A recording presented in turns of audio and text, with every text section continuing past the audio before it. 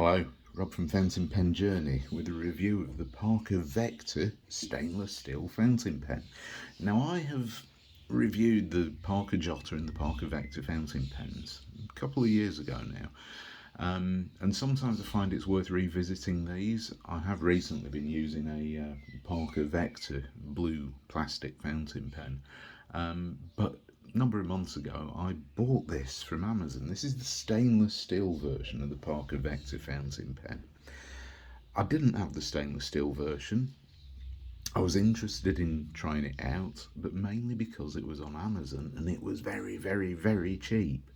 I mean, it really, it really was a bargain, because I really do quite like the Parker fountain pens, especially the Vector and the Jotter. I thought, yeah, I have to buy a stainless steel Parker Vector fountain pen, and this is it.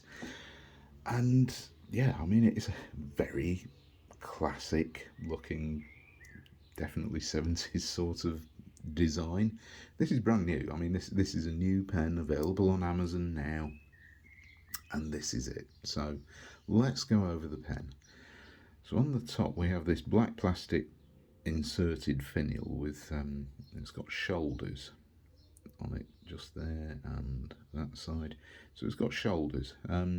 Slightly unusual, never really seen that in anything else before. And then it's straight into the classic Parker arrow clip. I was talking about the clip. Yeah, quite tight, very strong, good clip, excellent clip in fact. But if you notice the I don't know what you call these, I used to do archery, but the arrow clip with the arrow head, those shoulders of the arrowhead there can get caught on things. So if you've got maybe a knitted jumper or something, or and anything which can get caught on those, if you put this into a pocket and then withdraw it, they can hook onto and get caught on things. And it's the same with all the Parker arrow clips. They're all the same, which can be a bit annoying. But the clips, other than that, really, really good quality. Very sturdy, nice and springy, but tight.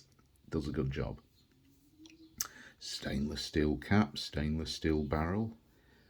Very little to even say. You can't feel it, you can just about feel it, but really, really nice. One piece, slimline unibody type design, which goes all the way down to a step. And then this plastic finial here, which is where you post the cap. Pop cap, very easy to do. Clips on easily, pops off easily with one hand. Really good, consistent, reliable. And it's a sturdy fountain pen, no doubt about that. I mean, it's not the thickest, heaviest gauge stainless steel there is, but it's sturdy. We have a stainless steel section as well, but it is slightly matte in its finish, which is really good because that makes it far less slippery than it would do if it was polished. The whole pen itself, I mean, everything is this. It's not polished and it's not matte, but there is a matte finish to all of it, all of the pen, the cap, the section, the barrel, and I don't find this slippery at all. And sometimes sometimes metal sections can be quite slippery, unless they are a matte finish. This isn't. It's just not slippery. It's really good. There is a funny little knob, black plastic knob down at the end of the section, and that's what holds the cap, clips into place. So that provides the seal so that the nib itself doesn't dry out. The nib is steel.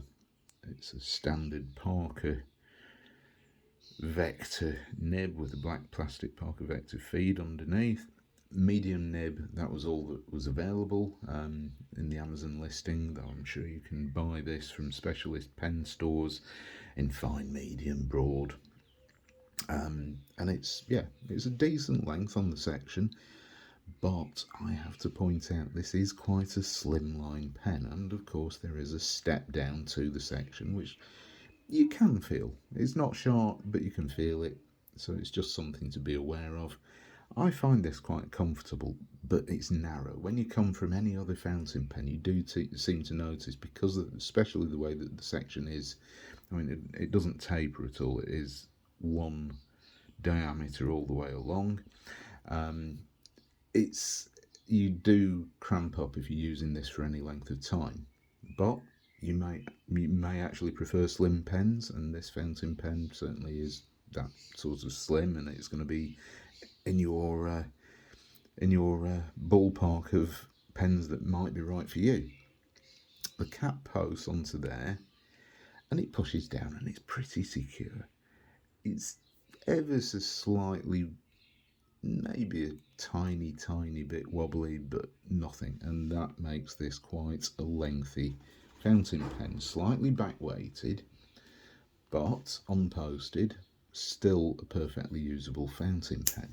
I shall compare it to a Lamy Safari, and as you can see, there really isn't much in it. About a centimetre shorter, capped, stay,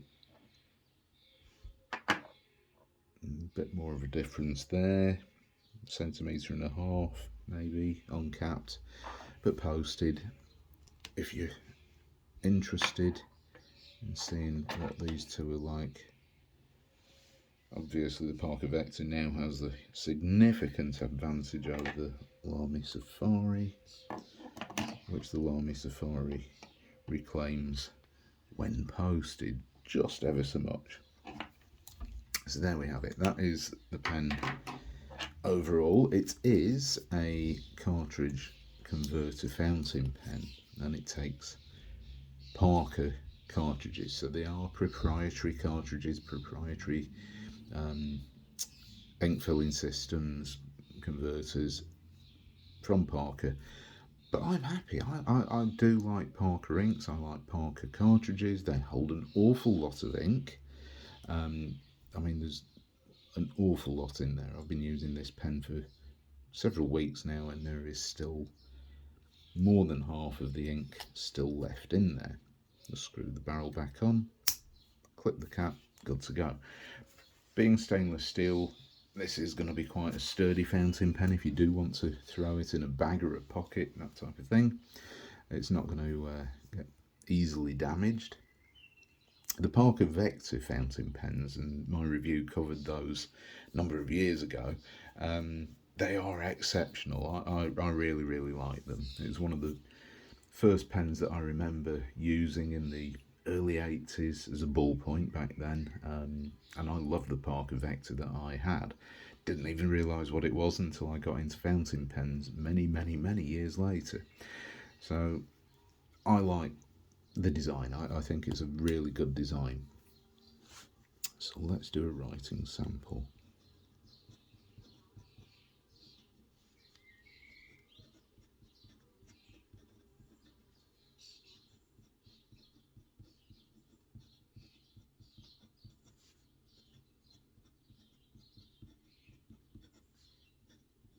Medium steel nib, as I've mentioned already. So, a quick brown fox, standard fare.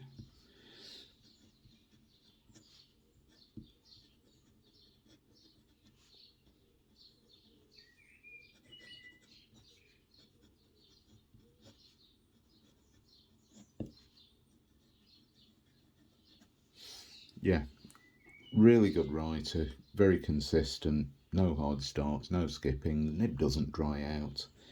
It's very uninteresting from a nib point of view, but it's decently wet. It's wet enough. However, this is the first Parker Vector fountain pen I've had where I have actually had to adjust the nib slightly.